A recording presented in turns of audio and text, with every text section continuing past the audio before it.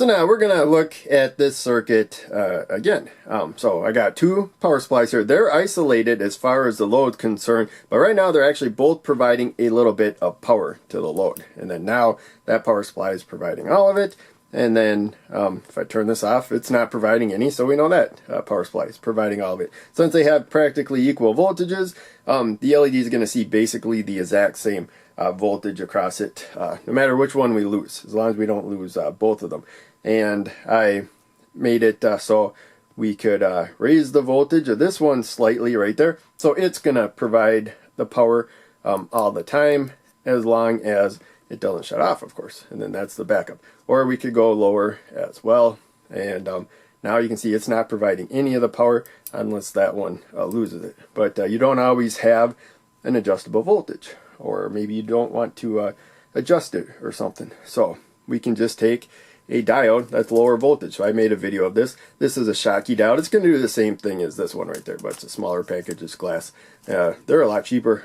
I got them from Joe Knows Electronics Semiconductor Kit, which I recommend buying once you have the basic components, because they got a lot of interesting semiconductors. So first, we're going to do another way that we could use this. So this is another Schottky diode, just like that one, but it's bigger. Can handle a lot more power. That's the main thing, and may have you know, some other specifications just when it comes to the Schottky, but you know, it's going to be doing the same thing.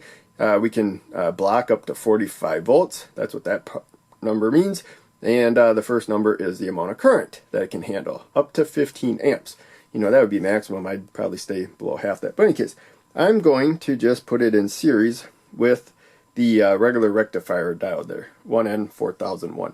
And now, instead of connecting to that diode, I'm going to connect to the Schottky diode right there. So yeah, gray band is headed towards the load with all of these diodes right there. And so now we stacked up those voltages. So the Schottky diode has a lower forward voltage than the regular rectifier diode, silicon rectifier diode, but now they're added up right there. So the two of them together are higher than that one. That's why the power supply is not providing the power right now. The breadboard power supply is.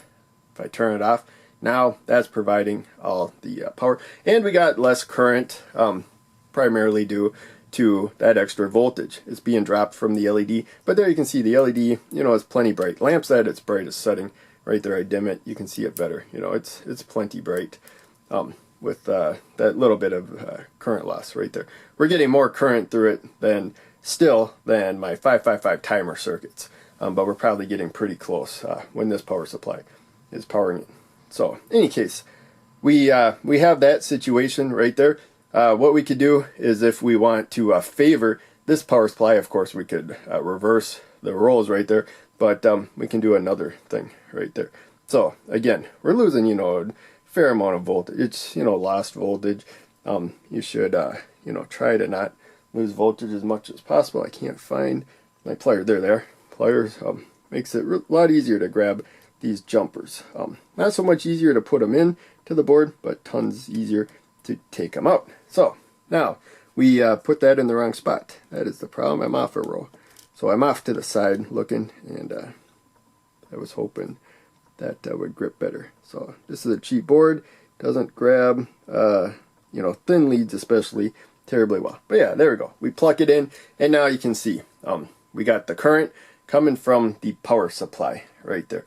It's all from this portable supply, not the breadboard supply. And it's all going there because the Schottky diode has a lower forward voltage. That's the main takeaway. So you can use the forward voltage in this way. How much voltage is being dropped, where if you have equal voltages when it comes to supplies, but you want the a certain one to provide the power most of the time, unless it dies, then the other one jumps right into place. You can just use less forward voltage diode setup, either by stacking the higher side, the higher voltage, or by using something that conducts a little bit better, you know. So we have one of these options right there. And again, I really like this big Schottky diode. It won't plug into the breadboard by itself. The leads are too big, but it goes into these screw terminals pretty well. And they fit into the board pretty well. Right there, it was gripping pretty good. I had to pull out kind of hard. They're really tough though. They may kind of damage the board. Don't just jam it in like really quick. Make sure it's sliding in smoothly right there. And it's probably rougher on the connectors than these smaller terminals, especially the resistors. These are actually too thin, but they do connect okay.